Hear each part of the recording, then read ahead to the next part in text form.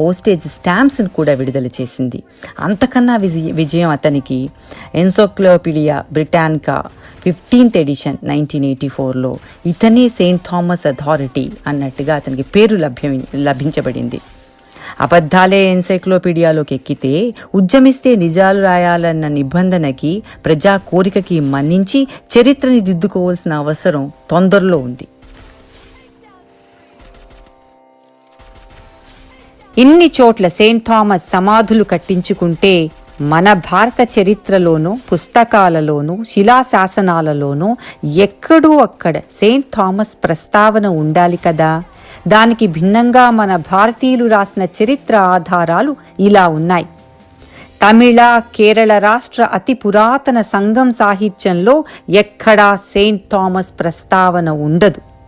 మైలాపూర్లో సముద్ర తీరంలో సముద్రాన్ని చూస్తూ